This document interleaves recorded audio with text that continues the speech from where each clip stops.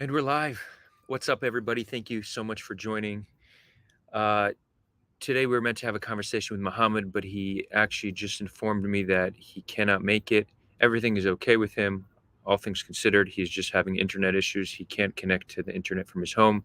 He messaged me using 3G. So that's the state of his internet currently, not enough to do a live stream. We will reschedule the stream with Muhammad. Hopefully, sometime this week. I'll post it on all the relevant socials. We'll still do a stream today. There's always stuff to talk about, always updates to give. There's actually been something I've been wanting to do. There's so much misinformation, and some of the biggest influencers talking about Israel Palestine are cringe, right? They don't understand what they're talking about. They're trying to be relevant, but they're making like just very bad points. And B, there's just a lot of misinformation. So I think what I'm gonna do, I'm just gonna go through different Twitter accounts and do some debunkings. So yeah, sorry guys, Muhammad won't be on today, but hopefully later this week. If chat has any questions, happy to do that. Hey Sarah, I see you over there. Great to see you. And obviously, if anyone wants to support the show, you could find ways to do that in the description, or you could click the join button right here on YouTube and become a member. Cool. And let me know which accounts you want me to debunk. I have a few in mind. I'll try to get some pro-Israel accounts, some pro-Palestine accounts. We're going to debunk everybody. Everybody's cringe these days. Every last one of them. Who do we want to start with? Do we want to... How about Syrian Girl? We want to do a little Syrian Girl debunking. She's really probably one of the worst voices on Twitter, if I'm going to be completely honest. And here's the thing. While I'm going to debunk all these accounts, I'm also... Wait, hold on one second. Hold on.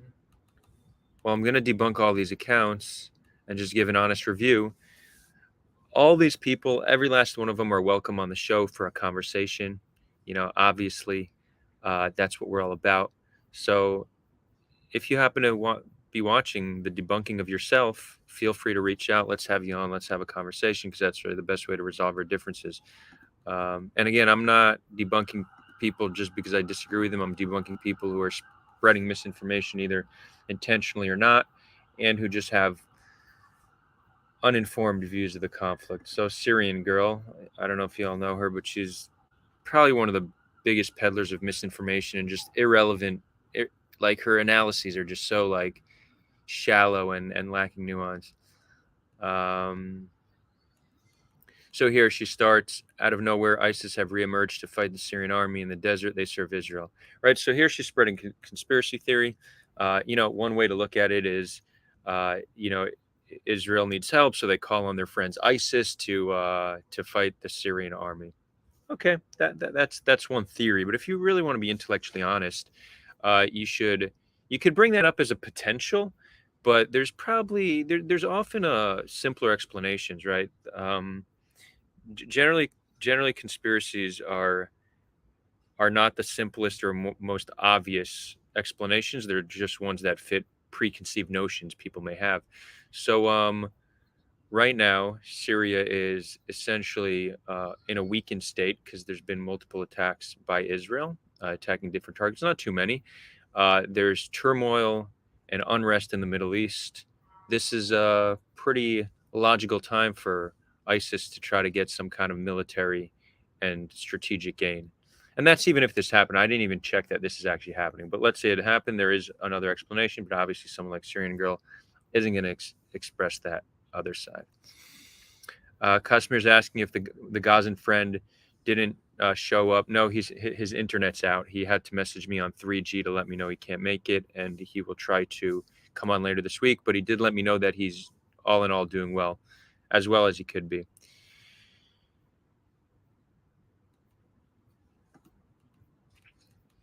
Let's continue.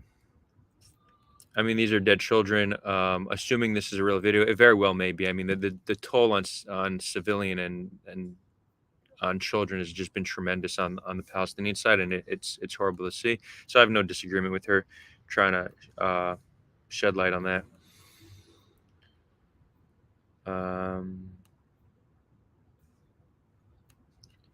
Here's a retweet. I'll go through Jake Shield stuff because he's also worthy of debunking.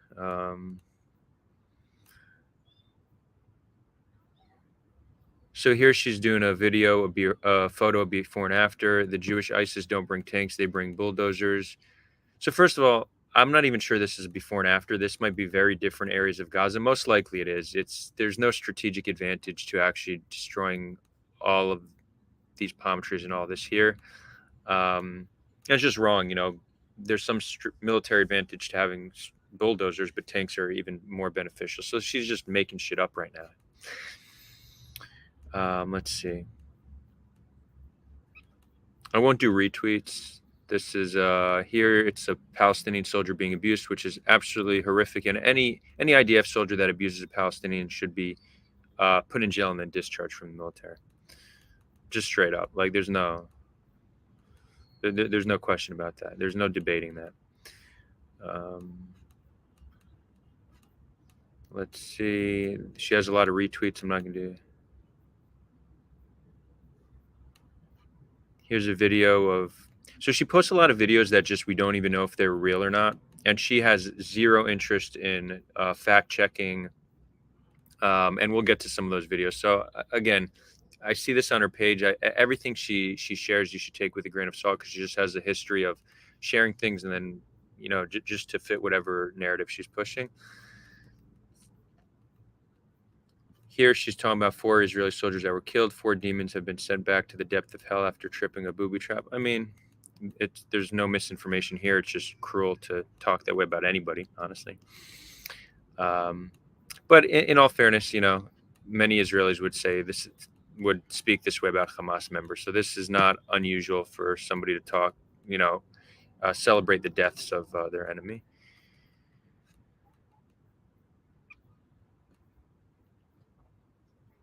So let's read this one. The word Israel will forever be synonymous with genocide. Nothing is ever going to be the same for anyone calling themselves Israeli. The door is closed on two-state solution. It's closed on a one-state solution. A zero-state solution seems inevitable now. So yeah, I mean, she never supported a two-state solution. She never supported a one-state solution. This is what she's always supported. So making it seem like all of a sudden this is now it's proven to be what's going to happen. Again, she's just trying to. It all comes down to just trying to prove whatever her preconceived notion is on the topic, and there's actually no reason to think that what's happening now, as horrific as it is going to cause Israel to cease to exist. It's just not. It's not based in reality, like most of the stuff that she says. I'll take a quick break because I see some questions. Dio Brando goes, to be honest, Israelis don't seem to desire a one-state solution. It appears they prefer to remove the Palestinians. Let's face the reality here. Well, I mean, the first part of what you're saying is 100% true. Israelis definitely don't want a one-state solution because they have zero vision of what a one-state solution could look like where they would still remain safe on the land. If we want any solution, it's going to need to be one where that provides justice for Palestinians and where Jews can feel safe. And a one-state solution in most configurations just will not allow Jews to be safe. Now we could get into federation and versions of a one-state solution where that can happen, but Israel's lack of desire for a one-state solution doesn't come from a place of malice. It comes from a place of self-preservation. And they prefer to remove Palestinians. I mean, they would prefer to remove Palestinians from the land than be dead. That's true. Again, it all comes down to self-preservation. People generally value their lives and the lives of their families over the lives of their perceived enemy. So yeah, but Israelis have shown a willingness to compromise time and time again, and given the right conditions, they will compromise in a way where Palestinians can have their own version of self-determination side by side with Israelis. Even now, recent polling came out showing that only 20% of Israelis think we should build settlements in Gaza. So you have that 20% of the population, which very much has an expansionist mindset and wants to take as much land as possible. But 80%, the overwhelming majority, have no interest in expanding territory. For them, it's really all about security and ensuring Jewish survival on the land.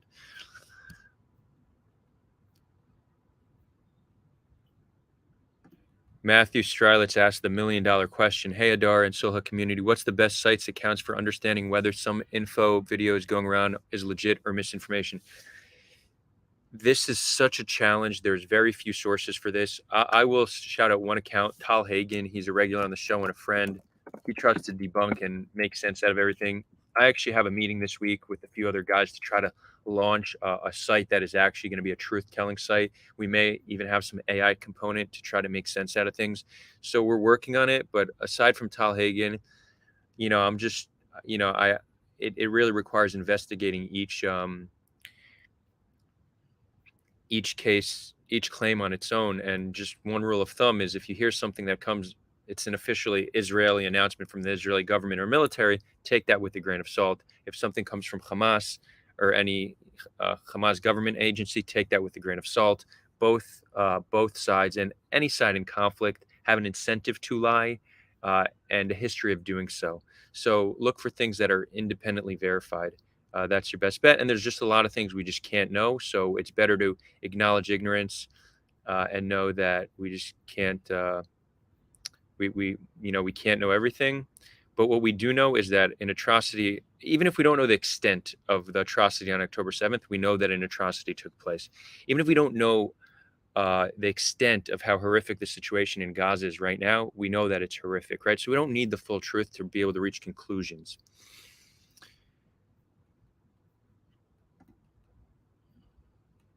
K Hovav says, good to see you, Adar. Could you give some general red flags to help us spot propaganda, false information for both sides on social media, especially with pictures, videos? Yes, so I guess I kind of answered this to the best of my ability. It really is hard to tell.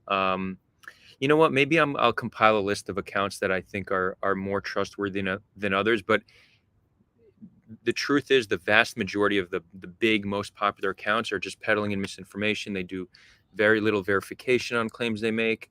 They're going to blindly trust the side that they support, and clearly that's not a sound and intellectually honest way to go about things. And good to see you here, K Huvav.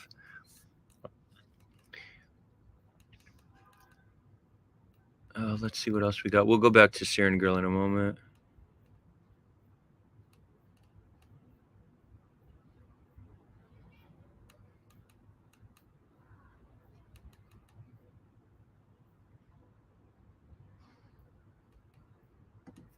So Dan, you asked a good question. If most people are against the settlements and it's a democracy, why hasn't it been stopped or even reversed? Just anti-democratic right-wing political maneuvering in Israel.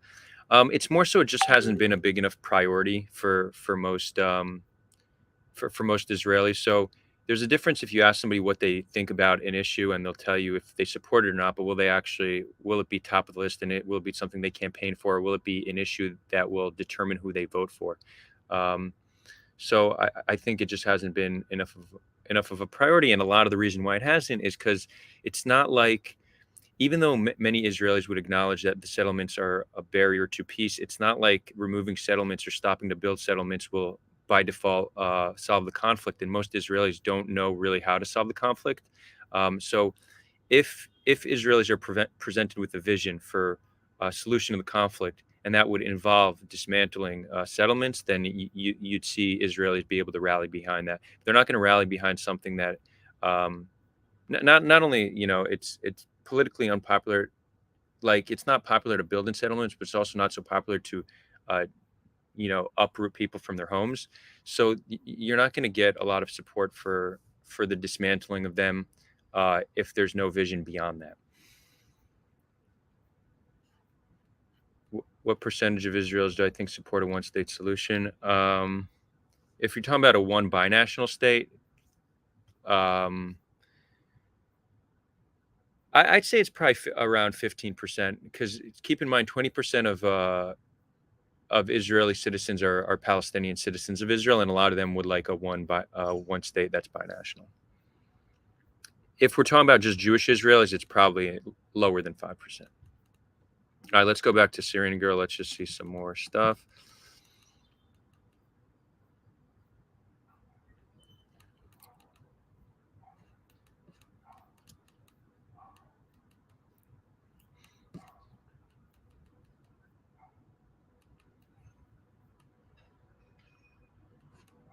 Yeah, no, she's sharing a lot of stuff. It's just hard to know, like, I don't have time now to fact check and look at all the videos she's sharing and seeing if they're real, but it very well may be a lot of what she's sharing just isn't relevant.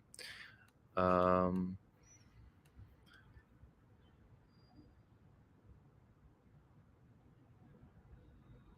the cancer needs chemo and radiation therapy. That kind of sounds like she's calling for a nuclear attack on Israel. Or am I reading this the wrong way?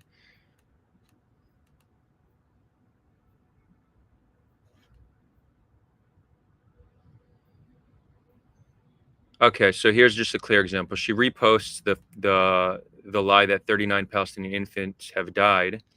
It got community noted that they weren't died, they were just in threat of dying. And obviously, this is a horrific situation. But you would think somebody right there that, somebody who is actually trying to report on information would see that new information comes out. She made a false claim here. So instead of either deleting the tweet or correcting herself, she'll just keep it up and continue to get impressions. She doesn't care for truth.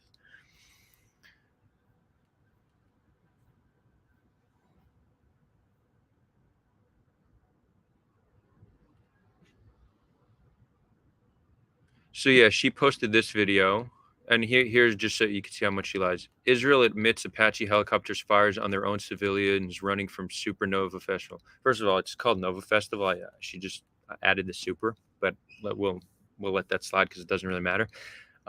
This is just a blatant lie. Israel never admitted that they fired on people running from Nova Festival. This video is Hamas militants trying to cross the border, and Apache helicopters did shoot on anybody crossing the border. Is it possible some of those killed by the Apache crossing the border were civilians, were hostages for sure? But they made it seem like the massacre at Nova, which accounts for, I think, 300 civilian deaths. She's trying to paint it as if it was Apache, where there's actually no proof that Apaches fired on Nova. So blatant lie gets community noted, and then she retweets it saying, malicious community note with Zionist lies. This is not false. And she talks about the date, how she was right about the date, but she doesn't acknowledge that she completely made up the fact that it was at Nova Festival, right? She's just a propagandist.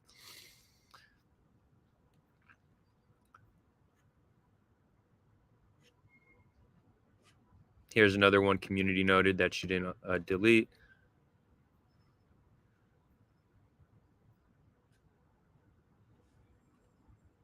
Oh yeah, okay. So here's another one. Israel's best sniper was sniped by an average Hamas sniper. Th- this is made up. Like Barib Ariel is not a real person. It's not even an Israeli name. Um, so again, just a fake post. She didn't look into it if it's real, but she has no problem sharing it. Many pointed out that it's a made up person, and of course, she'll just leave it up. This is just, how she functions.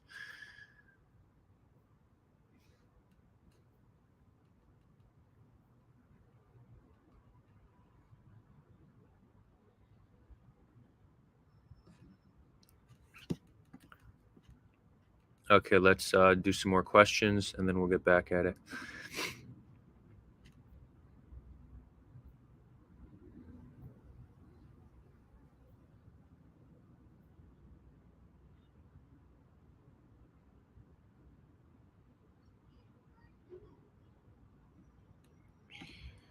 So, Bas Al Ulema, how do you explain IDF helping wounded ISIS fighters a few years back on the border with Syria? And can you elaborate a bit more on the Abu Hafs, aka Benjamin Ephraim case? I'm not familiar with the Benjamin Ephraim case. Can you share that with me, please? In terms of Israel's policy with helping Syrian rebels, including Al Nusra Front and potentially ISIS as well. So I actually served. I was a reservist on the Syrian border during that time and got to see it firsthand. Israel did have a policy that it would support the Syrian rebels and whatever factions they were aligned with. This includes ISIS and Al Qaeda, the Al Nusra Front, which is an Al Qaeda faction. Um, their strategy was simply, we want to destabilize Syria. We want Assad to lose because we want the Hezbollah, Assad, Iran alliance to break. Um, so it was a strategic decision to help Syria lose. Does this mean Israel likes ISIS or wants them to have have strength in the Middle East. No, it's a specific support to achieve a goal, and certainly one can criticize it and say it's not the right approach, and we shouldn't work with an organization like Al Qaeda and ISIS, even if it's to achieve our goals. That's a legitimate case to be made.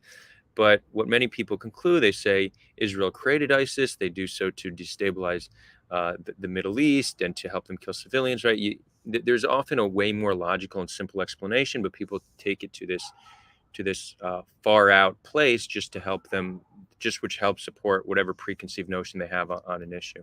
But yeah, that did happen. I don't know if it was any direct contact with ISIS. I didn't see that, but I did see that there was a direct line of communications with Syrian rebels for sure. Relius asks, "What was your take on Nasrallah's speech? I found it to be peaceful. Found it to be drawn out and boring, but he needs to learn how to be more concise. If I'm to give him some feedback, it was just an hour and a half of nonsense. But I think he's in a tough situation because I think there's a lot of pressure on him to join the war and support Palestinians and support Hamas. But the Lebanese people don't want war. Um, he probably doesn't want war. He doesn't want the devastation that it will inflict on Hezbollah and the Lebanese people. So it was like his way to show strength, show support for Hamas without actually doing anything about it. And there is fighting between Hezbollah and Israel right now. I just spent a week in the north, and every day you hear boom, boom, boom. It's not throughout the whole day, but there's a few hours every day where you hear bombings. It's Israel doing carrying out airstrikes and artillery on Hezbollah, and then there's rocket fire. Even today, some people were seriously injured in Israel by an anti-tank missile shot from Hezbollah. So there's some back and forth, but it's definitely not full scale, and it's a good thing that it's not full scale because that would be just a very tragic escalation.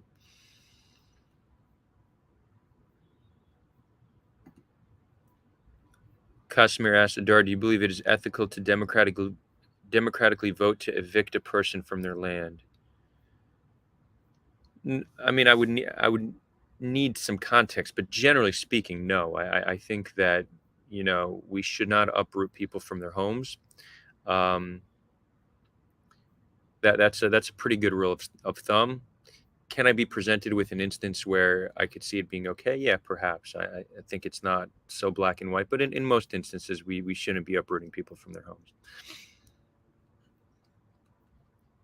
My view on the humanitarian pauses, I mean, I think it's great. I think the more we can do to help civilians in Gaza, the better. I don't, even if it slows down if it slows down military advancement or takes longer to defeat Hamas, whatever it may be, uh, all that is well worth it. The toll on civilian life has already been tremendous and heartbreaking, and anything to slow it down or stop it, I would support. Okay, back to Syrian Girl. Let's see.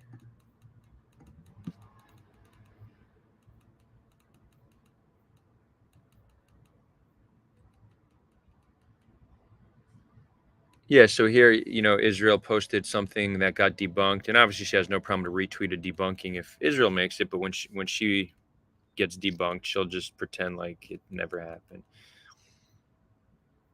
Again, here she's talking about the 39 dead babies. Didn't happen. Community noted, kept it up, no correction whatsoever. She doesn't care. It's funny because pro-Israel people spread the 40 beheaded babies lie, and now Palestinians are spreading the 39 babies in incubator lie. So we have more in common than we think.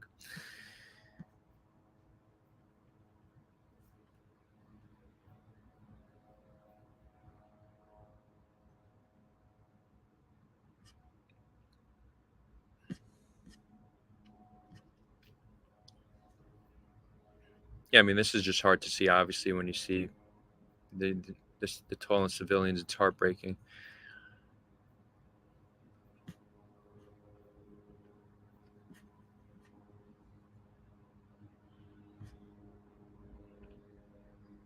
Here's a claim that Kim.com made that just seems to not be substantiated at all, but obviously she has no problem to peddle it. Fits her agenda. Imagine an ethnic version of COVID that only infects Arabs and or Chinese with a 50% fatality rate. Israel and the U.S. government have been working on this for decades. China and Russia have recently raised the alarm that the U.S. government is developing ethnic bioweapons. So this is literally a report from 1998. Um, if it hasn't happened, it's probably not going to happen. It's probably made up. It's probably bullshit.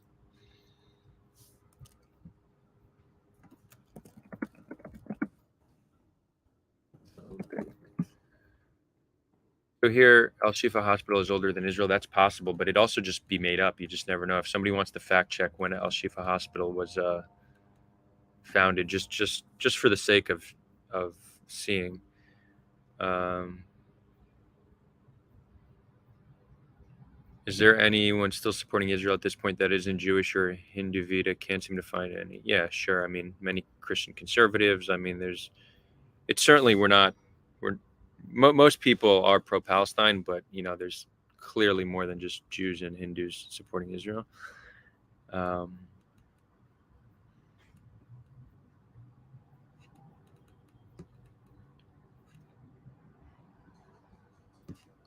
you see here, she's still flipping out over the fact that she got community noted and zero self-reflection or acknowledging that she was wrong.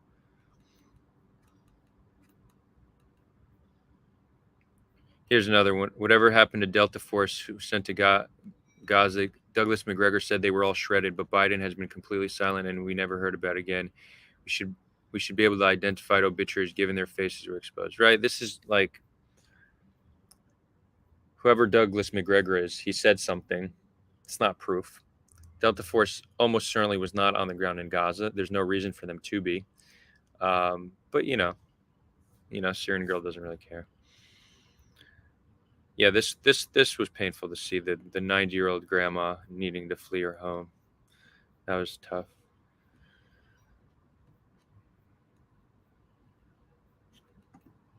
Okay, let's see where we're at.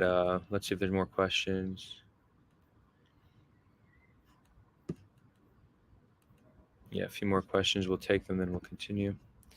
In your view, how can we reach out to Palestinians in the midst of war, and should Palestinians assume some agency and try to get away from Hamas clutches? Yeah, well, that's a great question, Nicole. Social media is a great way to reach out to the other side. Um, if you want a connection with the Palestinian, I'd personally be happy to make one. So you could reach out to me. You could find my information and reach out to me on Twitter or Instagram. You can find that in the description. Um, but social media is a good way to do it. I've made some friends just through reaching out to people on social media. And should Palestinians assume some agency? 100%. This is something that Western activism really, I feel like, is missing. There's this very binary framework of oppressor versus oppressed, and the way they look at it is the one who has all the power or most of the power has all the agency, and those who have no power, less power, have zero agency. There's this kind of like infantilization of those deemed oppressed. But a good rule in life is no matter what your situation is, no matter uh, if you're the victim or not, there's always something you could do to better your situation. And this whole idea that the only person who needs to change or should do something is that who has the power really disempowers those who are already disempowered. So, whatever situation you're in, no matter how hard you have it, there's always something you can do to improve your situation. And this framework that's presented by this like Western social justice movement is no, you can't do anything. You're oppressed. It's don't worry, they'll change. Once they change, you'll be liberated, right? Never wait for others to change for your conditions to improve, because there's no guarantee. The only guarantee is for you and your ability to take action. So yeah, there's a lot. Palestinians should always have agency, even when not even when times are rough, especially when times are rough. So yeah, for sure.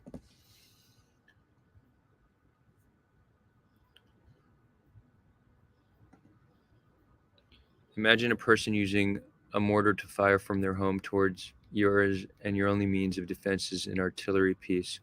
Will you fire to save yourself, knowing nearby innocents can get hurt? Well, this is essentially Israel's strategy, right? Um, Hamas very much embeds their military infrastructure uh, into Palestinian civilian infrastructure. I mean, just the fact that there's a battle in a hospital right now, right? Like, why is there a battle in a hospital? Why there shouldn't be Hamas militants in a hospital? And it's not just Al Shifa Hospital. There's many hospitals that there's been there, there there's been battles over, that there will be battles over, because that's where Hamas concentrates a lot of their militants.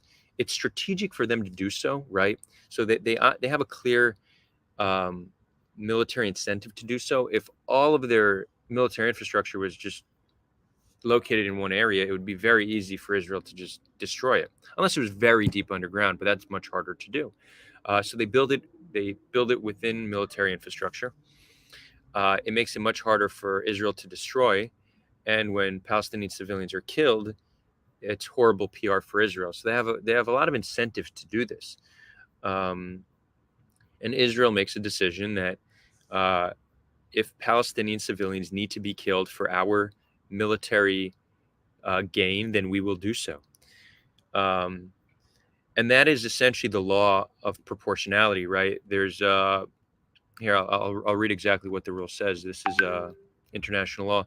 The rule of proportionality requires that the anticipated incidental loss of human life and damage to civilian objects should not be excessive in relation to the concrete and direct military advantage expected from the destruction of a military objective.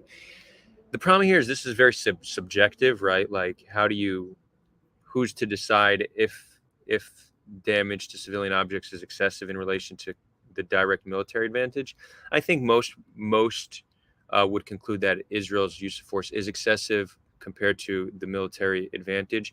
But again, they're saying if we defeat Hamas, then obviously civilian death toll is going to be worth it, because it's gonna save future generations of death. Right. So the international law in this area is very much up for interpretation. So it's an interesting law, and this is really how Israel views and justifies the loss of civilian life. There's a clear military gain, because with the civilians being killed are Hamas militants and military infrastructure.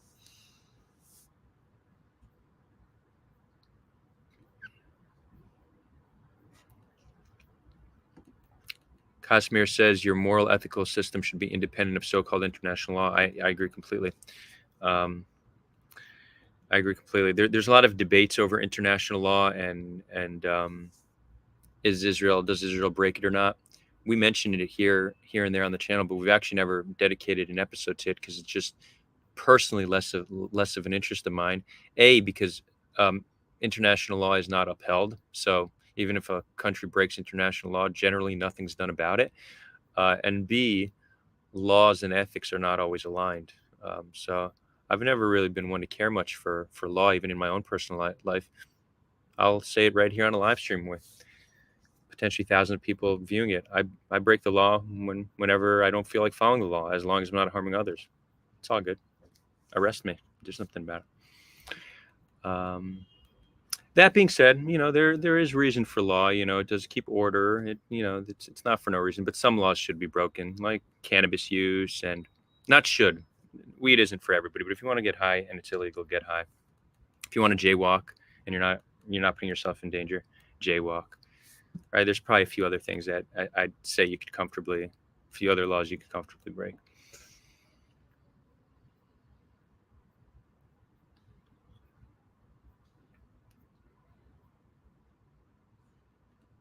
Yeah, this is a good point. Churro, good to see you back. I haven't seen you in the comments for a while, and I still can't pronounce your name, but people seem to think international law and specificality, the laws of war, some sort of peace code of conduct requiring people to sing kumbaya. In reality, things are rather cruel or legal. Yeah, it's really saying uh, how to kill people in a nice way.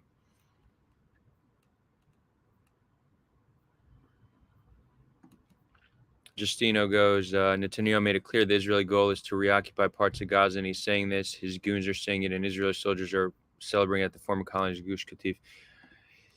Yeah, so let's really talk about Israel's long-term goal here. I don't think it's clear. I think Bibi has an interest to drag this out as long as possible because he keeps saying, the Israel's military and intelligence failure on October 7th will be investigated. People will answer for their mistakes, but now we're at war, and he's responsible. Uh, and and by the way, 75% of Israelis say he's unfit to lead. This is by far the highest it's ever been. It seems like Bibi's done.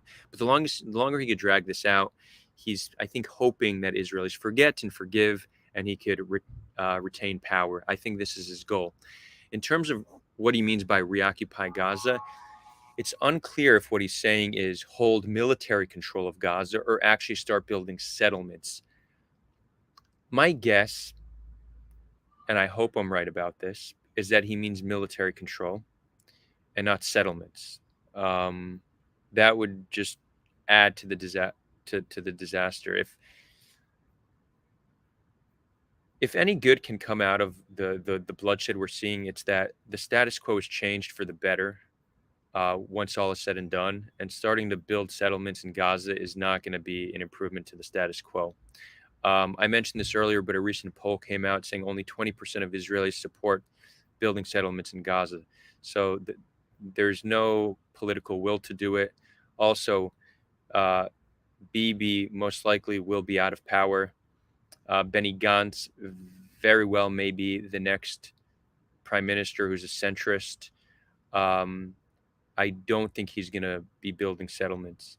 So I would say it's, again, no guarantee, right? But it's fair to conclude that most likely there won't be building of settlements. And I don't think Israel has an interest to hold on to Gaza militarily for long because it's uh, expensive, not only costly but also costly for human life. Uh, Israelis are, you know, every Israeli soldier killed is felt by all of Israel. You could look them up on social media and see your mutual friends with them. So Israelis don't like being in prolonged conflicts when soldiers are killed. I don't think the will be there for holding on to it. It's all a question of what the exchange of power looks like. How do you do it where there's no vacuum that is filled with uh, another militant organization?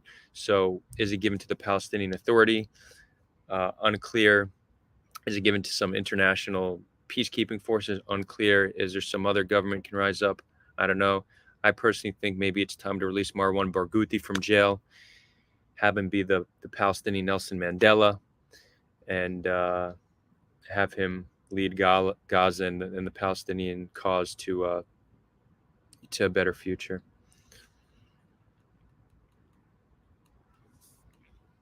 Colin Simon says, "What does IDF know about Hamas tunnel systems? Do they know what they're looking for walking into?" So I don't know the exact number, but there's at least hundreds of Hamas militants who were captured on October 7th and the days after. So they've gained a lot of intel. Um, so I think they have a lot of information on the tunnel systems, where to find them. What they're walking into, I'm not sure. Tunnel warfare is extremely dangerous, extremely bloody. I don't think Israel is planning on doing it. And here's really the challenge, right? Um, Israelis are unified in wanting to return the hostages alive. Um, and I don't think we're taking the right approach to return them alive. If I'm going to be blunt about it, I think we very well may not return them, and it's very sad to acknowledge that. Um, but they say that a lot of the hostages are in the tunnels, right? So generally, instead of fighting the tunnels, there's an idea just collapse them.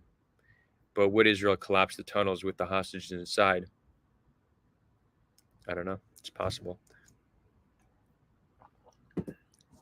It's not, that wouldn't be a popular position to take, right? Israelis would be quite furious if the hostages are killed by collapsing the tunnels.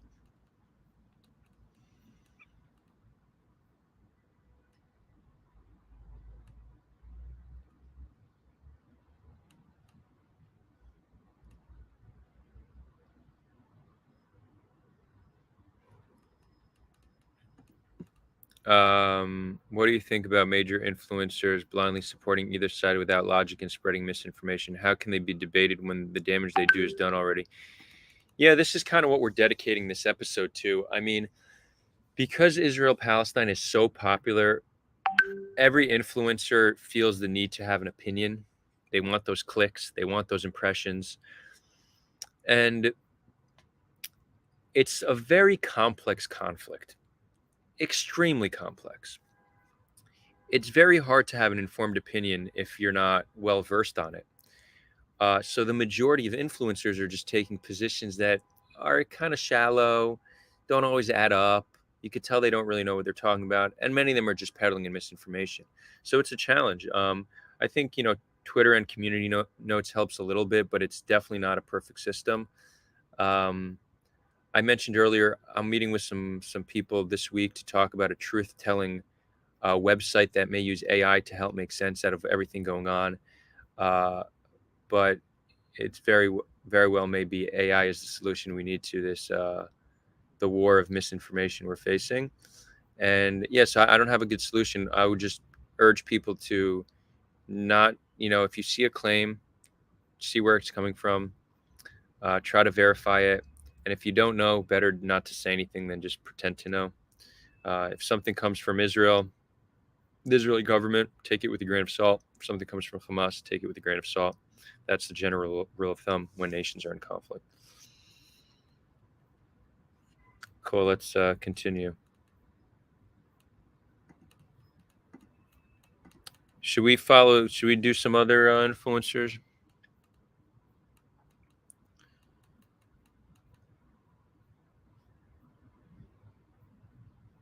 So Syrian Girl is a big Assadist. She really loves Assad, which is interesting. She's very harsh on Israel for the butchery in Gaza, but when Assad was butchering his own people, she was supportive. She, in that instance, was able to see how civilian deaths were okay if the military gain is defeating a rebellion, right?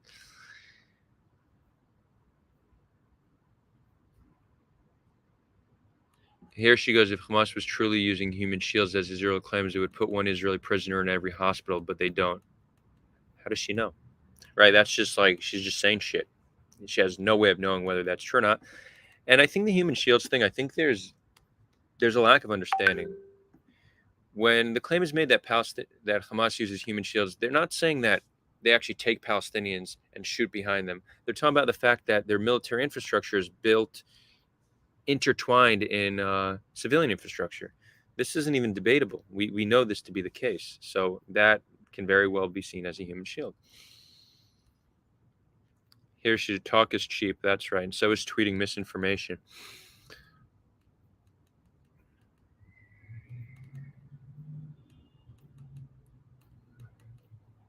Here's another one. He's in the same camp. Suleiman Ahmed, just another peddler of misinformation. He was a big Andrew Tate supporter, and now he's moved on to Israel Palestine because it's what's popular. But deboosted and demonetized for speaking the truth to power. Actually, you were deboosted and demonetized for spreading misinformation, right? A little self-reflection can go a long way, buddy. But sure, just blame others for your failures.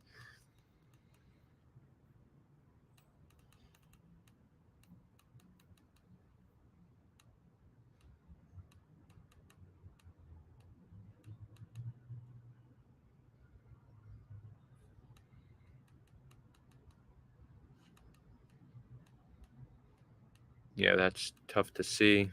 For those sensitive to these bloody images, I apologize ahead of time. Here, she's claiming that the IDF opened fire on people fleeing. There's no proof that this was actually that this actually happened. Just another unsubstantiated claim.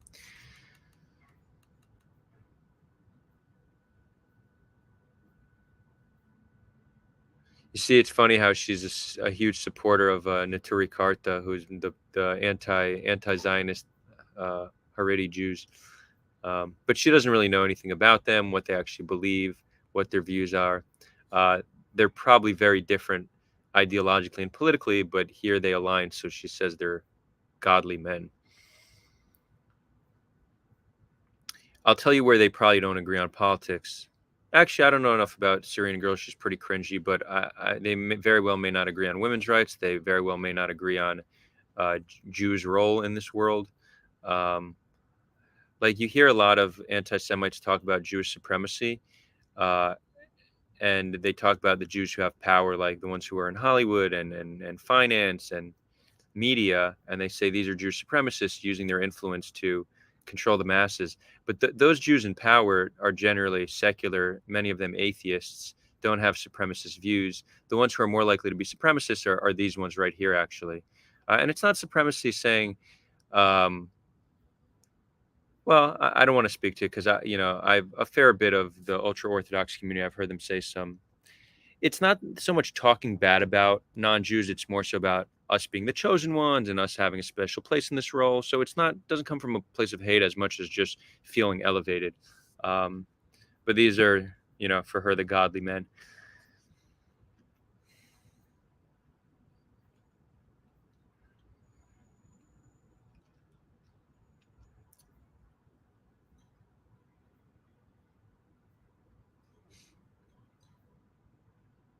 Okay, let's go back.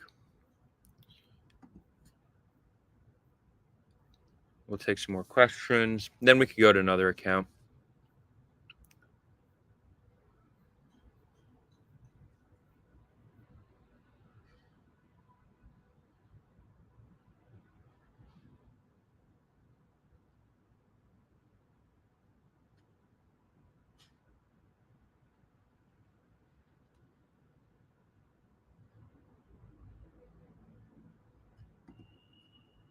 Akash goes, Adar, imagine if Hamas took over an Israeli hospital full of Jewish people. Would you support Israel bombing the hospital and calling it collateral damage? Would you be okay with that?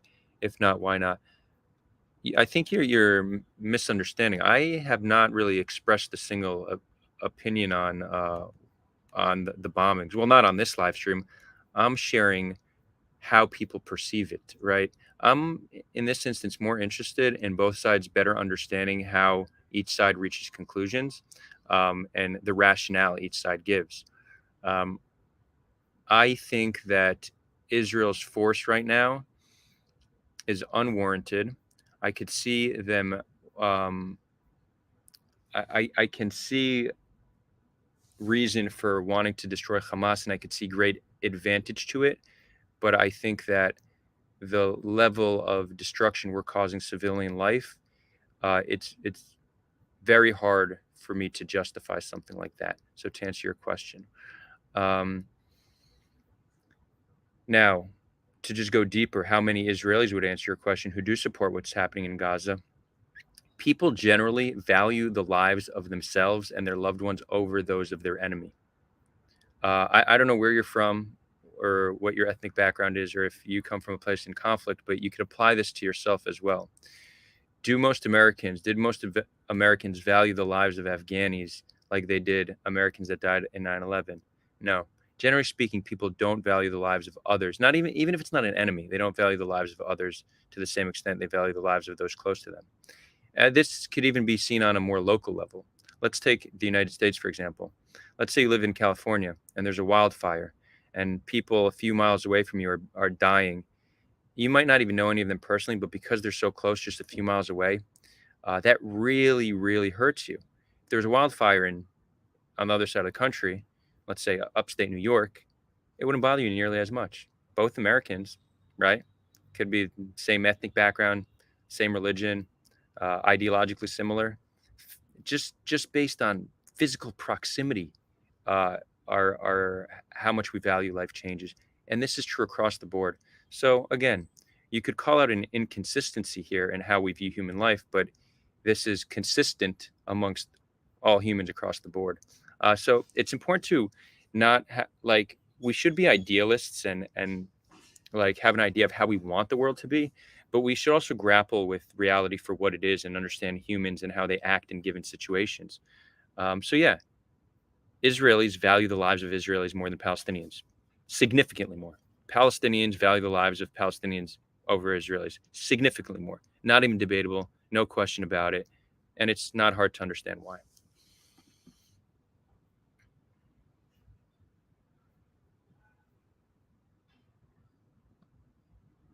Justino says, you don't think we should focus on Syrian Girl? It's not productive. We do not know who this person is, and there are real people on the ground providing us with so much more insight. So could you share accounts you think we should follow? But no, I think Syrian Girl is one of the most popular accounts on Twitter. We will follow other ones as well as pro-Israel ones, but I think it's very okay to call these people out for spreading misinformation. Uh, if just a few, so for example, after we finish this live stream, one of our volunteers is going to take this and clip it up just to the Syrian Girl debunking, and we'll name it Syrian Girl Debunked. And people who follow Syrian Girl very well may find this video and be like, oh wait, maybe I shouldn't believe everything she says, right? So this commentary certainly can have an impact.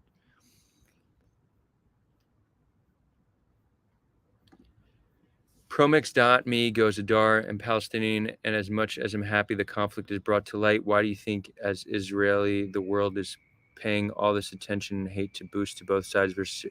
Yeah, why does Israel Palestine get a disproportionate amount of attention? I've thought about this quite a lot. First of all, countries that are part of like the U.S. sphere of influence. So if they're like Western countries, they're seen as more relevant. Israel is held often to a higher standard, right? So if Assad kills people, it's not if Assad is killing Palestinians, which he killed thousands during the Syrian civil war, you don't hear about it. But when Israel does it, you hear about it. One factor to that might just be that, Assad is not funded and supported by the United States, whereas Israel is. So a U.S. ally that's heavily funded by U.S. tax dollars should be held accountable when it's committing atrocities, right? So that's a reason why Israel might get disproportionate attention. I think there's also a sexiness to it. I think like the Holy Land, right? It's really been like the center of the world for thousands of years. Endless conflict. You have Jews fighting Muslims over this land. There's a sexiness to it. And I also think it's fueled by anti-Semitism as well. You have people who really don't give a shit about Palestinians, but they definitely don't like Jews, and this is an opportunity to attack them. And here's how you can see it. Like, you have these anti-Semitic accounts that they generally don't care about human rights. They don't talk about the weak. They don't care about the powerless. They don't care. They don't generally care when civilians are being killed, unless it's Israelis killing Palestinian civilians. And that generally should be seen as a red flag. And I'm not quick to just call people anti-Semitic. I think, generally speaking, many Jewish activists are making a huge mistake with how liberally they use the word. They label people anti-Semitic. It not only dilutes the meaning of the term, getting people to not take it seriously, but it also distances people away from Jews and from Israel. So I think it's an entirely counterproductive form of activism to just label anybody you don't like anti-Semitic. And we see something similar in the racial justice movement and in the gender movements, right? Like, calling people transphobic is very common, and calling people racist is very common if you speak against what the official narrative is. So it's just all in all in a counterproductive form of activism. If you disagree with somebody, don't assume the worst about their intention. Don't label them something demeaning, and talk to them, right? Understand why they believe what they believe. Challenge them on the merit of their ideas. Try to reach common ground. This will almost always be a more effective strategy to changing people's minds. Very, very rarely, somebody says Israel's committing genocide, and somebody might respond, "You're just an anti-Semite." You've convinced nobody. Not a single person is convinced by that argument. But they might say, "You know what? I'm not taking claims of accusations of anti-Semitism seriously anymore because it's just overused. So stop it. Stop with that shit." Soul, of course, Adore, your army is the most moral. Yeah, I don't know about that, buddy, and I don't know why you think I believe that. I sometimes wonder. I see comments, commentating, like responding to things I say, and I'm trying to be very self-reflective. So feel free to call me out if I'm doing something wrong. But some people really just are assuming these positions about me based on things I never said, and I wonder where it comes from. So I wonder if I'm going wrong somewhere, or if these people are just so stuck in their own head or worldview, and even when I say something quite sensible and quite fair, they're interpreting it as completely different. So I am open to feedback, but I really don't understand where your comment's coming from. So Nathan Campioni, what do you think about the claim that Israel is partaking in genocide at the moment? So, I mean, just based on the definition of genocide, I don't think this fits genocide. I think you could call it disproportionate power and a mass killing or mass even murder of civilians. I'm okay with that framing. And I'm not even going to be a stickler and push back on people saying genocide. But generally speaking, genocide has intent to destroy a population, right? So genocide, the deliberate killing of a large number of people from a particular nation or ethnic group with the aim of destroying that nation or group. So Israel is constantly accused of genocide, but the Palestinian population has quadrupled since 1948. Um, Israel has the means to commit genocide. They have not been effective at it because that's probably not their intention. What Israel certainly has done and is still doing is ethnic cleansing, right? So Israel has committed ethnic cleansing and is still committing ethnic cleansing. I would say would be the proper term. I think genocide is just a really harsh term that people use for sensationalist purposes, or they just don't know the definition, but it's not really using the term accurately. Ron the Red is asking, is Syrian Girl pro or anti-Assad? She's pro-Assad.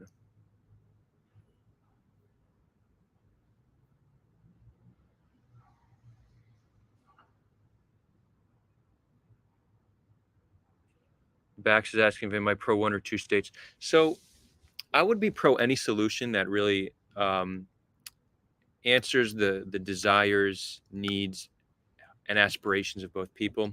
So for Jews, what is really essential is their security. Jews won't agree to any solution where they can't ensure being safe. And Palestinians, for them, it's really about get a sense of justice and freedom, right? Being able to self-determine on their homeland. Um, so there's different solutions then that could achieve that. I think generally, like the idea of one state, one person, one vote, one government. I personally think that would end in disaster. You have two distinct populations who have different ideas for what their state should look like, who have been in conflict with one another for 100 years, who have a tremendous amount of fear and hate of one another, suddenly living in one state, competing over control of one government and one military, will most likely end in disaster and more bloodshed than we've ever seen in the history of this conflict. So I don't think that's a good solution. I think a two-state solution would be preferred to that, but I'm leaning more than anything towards a federation, which is a form of one-state solution, but it's not just one government. You could have a system of checks and balances. So, for example, you could have a Palestinian government, you could have an Israeli government, and then you could have a dual government that's comprised of both people. The land is split into many different cantons or states, giving populations more localized control. So you don't have people who are different from one another competing over control of the federal government, but just working more locally. This would also very well may solve a problem within Israel between secular and the ultra orthodox. So I think a federation is seems to be the most viable. Unfortunately, it's just not popular. People aren't talking about it yet. But we recently had someone on the show who is one of the architects of the federation solution. So you could search in the search bar Sulha Federation, and it'll come up. He presents it quite clearly.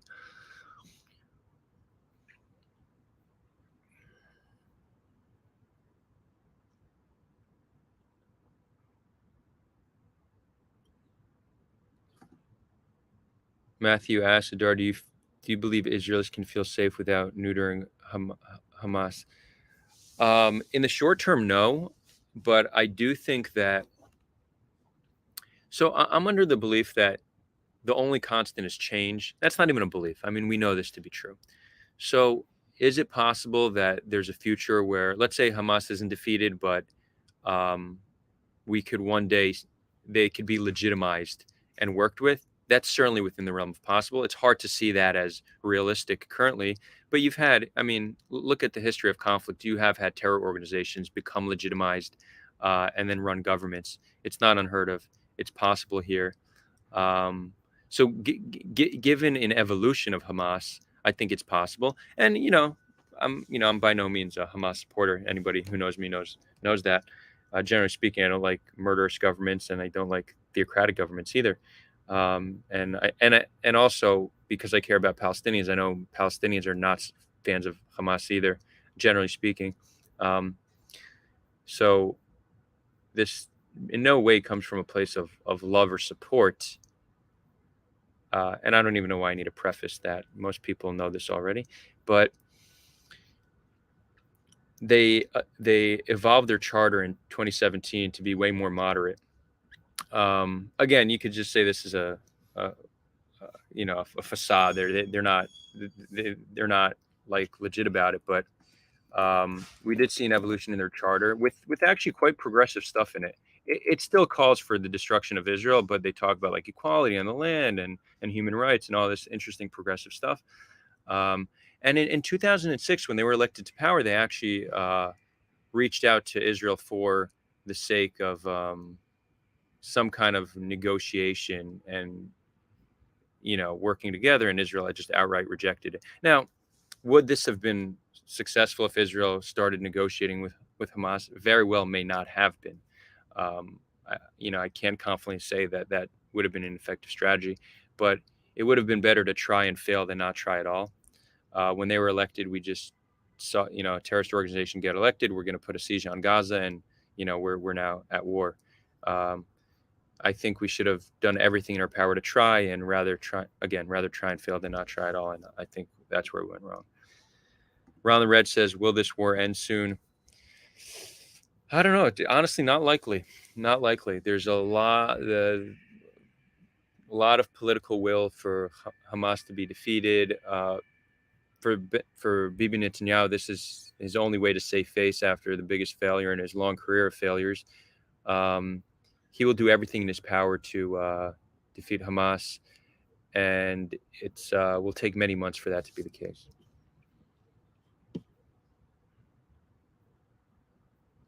LEGS, Haidar, how does the average Israeli see the genocidal rhetoric from their government, calling Palestinians human animals and Amalek, saying that there's no innocent civilians in Gaza? I think because there's just so much anger right now in Israeli society, they're just not bothered by it. They accept it. Um, with that, it's not like the average Israeli is cheering on civilian deaths, right? If you were to poll Israelis, do they support the operation in Gaza? The overwhelming majority will say yes. If you ask them, do you support genocide of Palestinians? Again, I can't know what the number is, but it probably wouldn't be more than 10%, which would be up from like, let's say 3% prior to October 7th. So the Israeli population has been radicalized without a doubt. Even those on the left support what's happening in Gaza now. Um, So yeah, conflict radicalizes us, which is one of the reasons why war is so bad. It brings us farther away from one another rather than bringing us closer. Every Palestinian killed, every Israeli killed, radicalizes the population, makes us less oriented towards peace. And this is also why those for calling for the destruction of Israel are doing nothing but aiding in the radicalization of the Israeli people, making a solution harder to come by. Activists around the world, rather than working to destroy Israel, they should actually work to transform Israel. And that is the strategy that many Israelis will work with them on, right? So Israelis are actually big on changing their government. We had 8 months of protests every week for 8 months. Tens of thousands, even hundreds of thousands of people rallied for change. Israelis will go to the streets to change their government. They won't go to the streets to destroy their country, putting them in danger. So those around the world who want to support the Palestinian cause, you could do that by working with Israelis to transform Israel to be a country that is easier for Palestinians to accept. And the work that Palestinians need to do is come to terms with Israel's existence, because Jews living on the land will not consent to any solution that will put them in grave danger. And the dismantling of the state will do just that.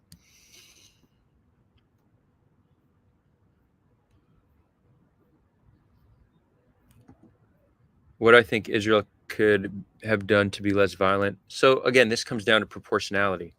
Um, when Israel's conducting airstrikes, they are there's a consideration. There's a military goal, and then there's the collateral damage. Their level of proportionality, I think, can be significantly less. For example, if they have an ability, this is a hypothetical, but things like this come up all the time. Let's say they know they could kill two Hamas militants, but in doing so, they'll maybe kill a family of 10. They very well may say, we're going to do it. That is a decision that they don't need to make. So changing their level of proportionality is one way to reduce the reduce harm to civilians, which will take their goal of defeating Hamas much longer and potentially may also lead to more uh, IDF soldier death. So that's why they're not likely to do that. But the world very well can make that demand of Israel to have a greater uh, consideration of the harm caused.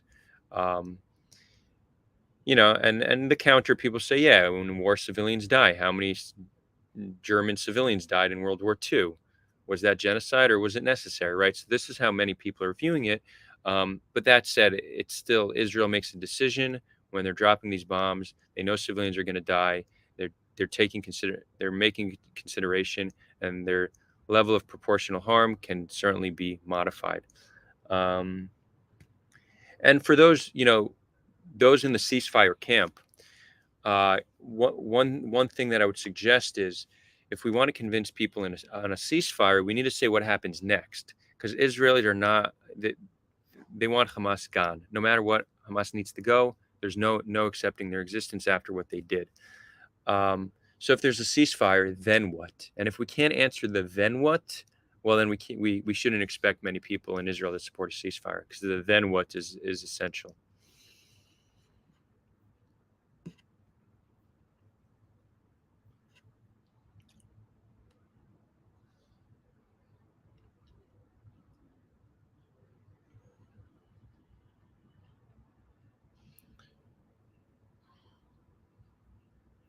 Are there also people who just hate Muslims so they support Israel? Is there symmetry there? Yeah, yeah, for sure. I mentioned that some people just don't like Israel because of they don't like Jews. Without a doubt, a lot of the pro-Israel people are pro-Israel because they just don't like Muslims, for sure. And I actually think there's a lot of support in India for Israel. I think this is generally where it comes from because Hindus and Muslims have been at war, and so they see it Israel fighting the same war against Islam. So yeah.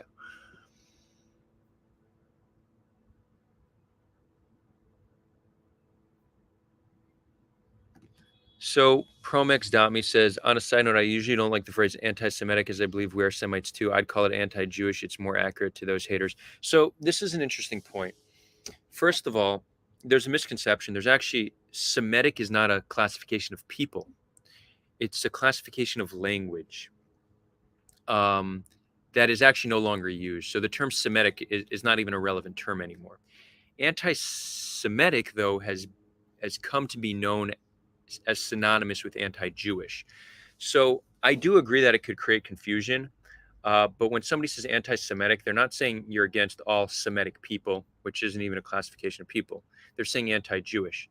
Many counter that, say, how can I be anti-Semitic when I myself am Semitic? They're essentially missing the point. Um, they're not understanding the actual definition of the word. So while I agree with you, I think it would require less explanation to just say anti-Jewish. I often actually do describe it that way because I think there's much less to push back on. But generally speaking, anti-Semitic does not mean you're against the Semitic people. It means you're anti-Jewish. Those two terms are synonymous.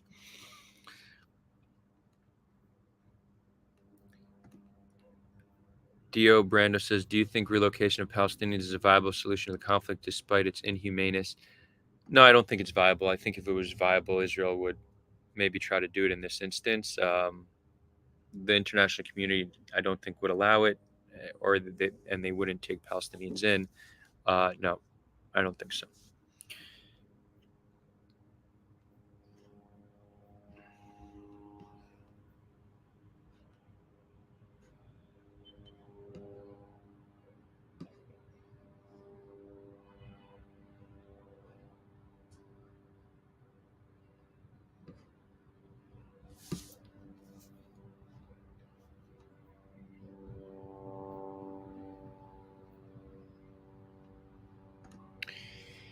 Akash asks, Adar, would you agree to a one-state solution if the Israeli government could maintain the ratio of Israeli Palestinian Arabs at 80-20% singular, similar to how Singapore maintains ratio? Yeah, I mean, I would say that's a version of one-state solution that would not lead to massive civil war and bloodshed. So yeah, I think that could work. I mean, Israel currently 20% of Israeli citizens are Palestinian, right? And they're functioning members of society. 50% of doctors in Israel are Palestinian citizens of Israel. Um, you have one serving in the Supreme Court. They're in government, right? So an active Palestinian minority, and by the most part, we live well together. It's not that there's no room for improvement. I mean, there's certainly conflict. You know, because there's the Israel-Palestine conflict. With that comes a lot of Islamophobia, a lot of fear of Arabs. This this impacts Israel's minority population. Yesterday, I had an Uber driver by the name of Muhammad, Palestinian citizen of Israel. I asked him how he's doing in these times, if he's feeling the impact of Jewish fear. He says, yeah, without a doubt. He says it's very common for people to cancel the Uber once they see his. It's not Uber, it's Get. It's our version of it. But I'm saying that just so no one tries to call me out for making up this story. But um, he said that when people see his name Muhammad, they often cancel the ride. And he said this happens even in times of peace sometimes, but it's happening much more now, right? Israelis are scared. They're like, a driver named Muhammad. I don't know if I could trust that person, right? It's Muhammad, good guy. He comes from a town of people who I don't think he describes himself as Zionist, but he identifies as Israeli. He wants to be Israeli. He doesn't want Israel to be dismantled. He has a lot of Jewish friends, and he's struggling now because uh, the amount of fear in Israel amongst Palestinians and Muslims has just increased tremendously, and he feels it. He told me generally day to day, around 10% of the Jewish population he feels some kind of negative sentiment from, but now that's exploded recently. And again, this is just one anecdote, but this is his experience. Um, and yeah, we see that this can work. I'll give you another anecdote. I just spent a week in the north where my mom lives. I was driving, and she just moved apartments, so I didn't know how to get to her place. My phone died while I was driving, so I stopped in an Arab village, and let me give you something about terminology. Palestinian citizens of Israel are generally referred to Arab Israelis here. They're generally not referred to as Palestinians. Some of them, um, amongst Israeli society, they'll describe themselves as Israeli Arabs. They're not going to take pride in being Palestinian because there's some social backlash to that. But many of them do have some form of Palestinian identity. So when I say an Arab village, what I mean is this is essentially Palestinian citizens of Israel. So this village I stopped in, it's called Tarshiha. It is a mix between Christian and Muslim Arabs. And I stopped at a restaurant, asked if I can charge my phone. Said, "Do you have an iPhone charger?" They're like, "Of course, of course. Let's get it for you. Do you want to sit inside or outside?" Super friendly, super warm.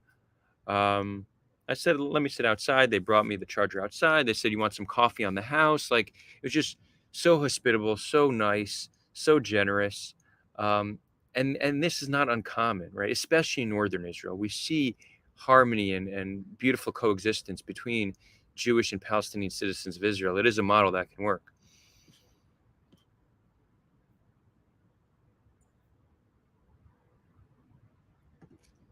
X XM7LD, anti-Semitism accusations by Israelis are just an excuse to shut down perfectly legitimate criticisms of Israel's state actions. I hear that claim by any Israelis. I know they're avoiding something. So I agree with the most part. I would change this to say anti-Semitism accusations by Israelis are not just an excuse, are often an excuse to shut down perfectly legitimate criticism. If you hear that claim by Israelis, don't say, I know they're avoiding something, but say they very well may be avoiding something. Because anti Semitism exists. And we even see some of these pro Palestine marches, people have chanted death to the Jews, they have anti Semitic imagery. There is certainly an overlap between anti Semitism and anti Zionism, and we can't deny that. So, let's be a little bit more balanced with how we view this.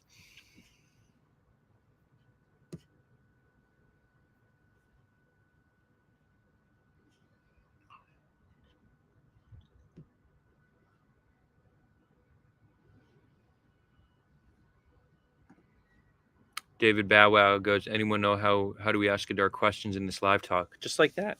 Just like that, brother. And you know what, guys, we're going to prioritize some super chats. The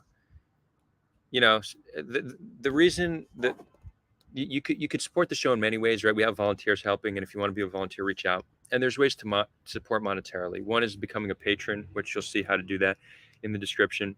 You could join and be a member here on YouTube, and you can give super chats, and we will prioritize super chats. Just so you all know the vision for the channel. I work full time on building a company and community called Grateful Giraffes. You can check it out, gratefulgiraffes.com. It takes up most of my day. I do this really out of passion more than anything else. I would like to hire a team of people to help grow this channel, help book interesting guests, create better thumbnails, do some cool edits, right? There's just so much we could do with a team of people. So any support, any money this channel gets ultimately is going to go to fund expanding the team and continuing doing what we're doing. It's not going to support me getting fancy meals. I have a job, I work. I'm not desperate for the cash, but I'm not in a position where I can hire a full team and pay them out of pocket. So that's where the support comes from. Ron the Red asks, am I in the IDF? I served in the IDF, yeah. When I came to Israel a few weeks ago, I thought that I might get drafted, but I was not called. So I don't even know if I'm in their system anymore.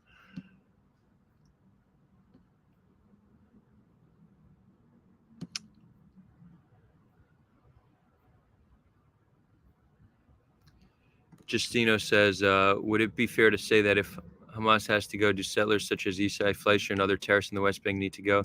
Yeah, for sure. I'd want to get rid of all of them. And this doesn't need to mean kill them, but at least take away their power and influence, for sure. And that's true about both sides. Yeah. We gotta get rid of the extremists. The extremists are successfully pulling the center apart, right? Like you have the extremists, and then you have everyone else. Everyone else, if we it could technically come and work together towards a better future and isolate the extremists, but for too long we've allowed extremists to really dictate the terms, and they've managed to pull the center apart from one another, and it's quite tragic.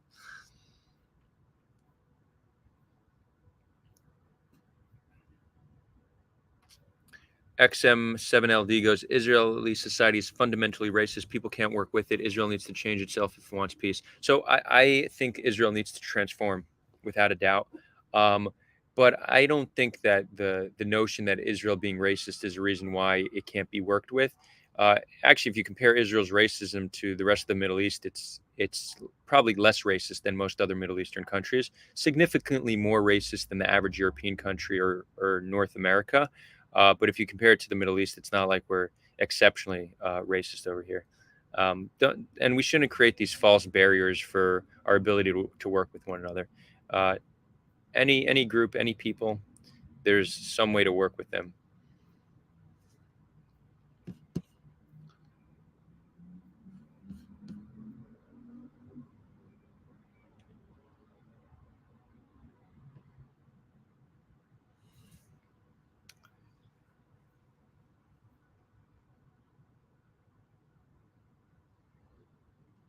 Back says, you said confederation. How do you make everyone buy in? Do you think Israelis will need to change their culture, like identifying as Arab Jews, to have a shared identity? What about Palestinians?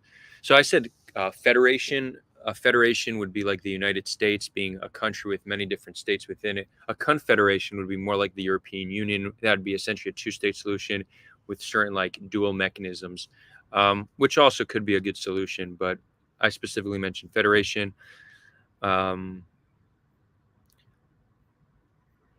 How do we make people buy in? I mean, we need leadership that's talking about this, right? Like we are, both Israelis and Palestinians are plagued by poor leadership, absolutely plagued by it, and there's a serious lack of hope on both sides. Both sides don't have any vision for what a shared future looks like, and there's no leader giving them that shared future, that vision. So a leader that really presents a viable solution towards a shared future would bring it to the public spotlight, and people would likely buy into it because uh, we don't want to be in conflict anymore. Neither side wants to be in conflict. So that's the kind of solution we would buy into. Um, we just need better leaders. In terms of what we can do is just talk about it, right? This stream, tweeting about it. Like, if you believe in a federation, tell more people about it. That's really the way to start to change public opinion. Damn, I just noticed we're going on. I guess I had a dinner planned for tonight, but it seems like I missed it. Time flies when you're having fun, I guess. I'll do 3 more questions and then we're gonna wrap it up. We will prioritize super chats. We covered Syrian Girl's profile. I'm gonna do another live stream where we're gonna do like some pro-Israel activists like Ellie David. We'll cover Jackson Hinkle. There's so much cringe out there. We just got caught up with these questions. Wise Shepherd goes, how to choose between this and I-24 stream. I'm flattered, and you chose the right one. Thank you.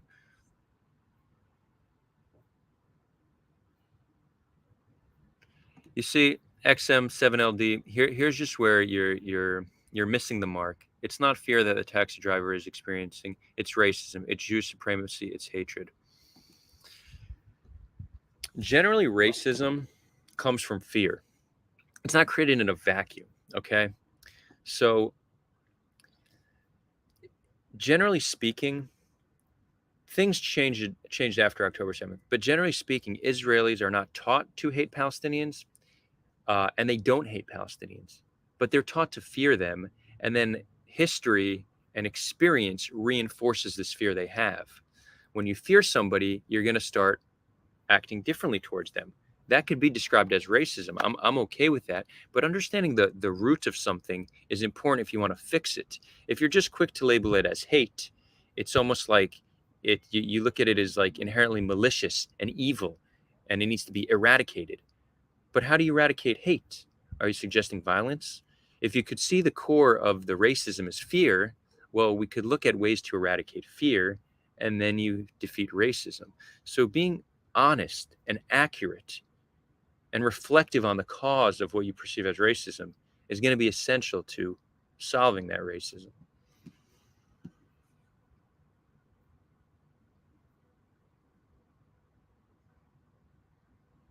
Oh, and just I realized I didn't respond to part of the previous question. Should Israelis identify as Arab Israelis? That's not going to happen. Um, it's not realistic. But there are ways for Israel to be more inclusive. Um, we should be teaching Arabic in schools. All Israelis should speak Arabic as a second language. We should learn more about Palestinian history, the Palestinian narrative. This should also be part of the school system. Maybe we should create some shared holidays together. Really build this beautiful, cohesive society together. Kamel goes, Adar, love your work, man. Love your work, not man. Sorry, love your work. May I ask? Have you discussed Caspian report videos before? I would like to get your insight on this. No, I don't even know what that is. Please send it over. And thanks for the support, Kamel.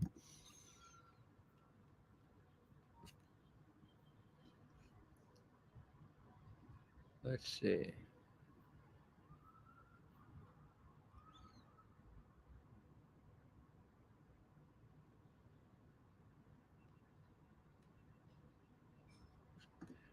Adar, is there any politician you think is interested in a fair solution? I think a lot of like the left wing candidates from like the Labor Party for Meretz, um, Ram, which is the Palestinian Islamist Party. I think generally they, if you ask them, they will be able to give you solutions that are just. Um, and again, you could call this bias because those are the parties I'm more likely to support. I mean, I don't support the Islamist Party. I support them being in government because I think it's important representation. But I'm clearly secular, so I don't support them for ideological reasons. But yeah, I think those parties generally have have a better vision for what a fair solution looks like.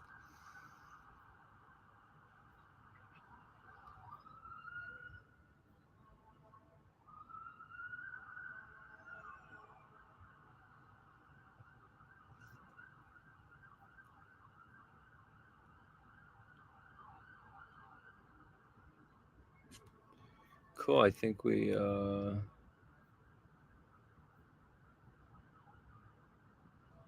we're gonna wrap it up. Thank you all for tuning in. Hopefully, we have Muhammad sometime this week. I'll update you all. Um, yeah. Final thoughts.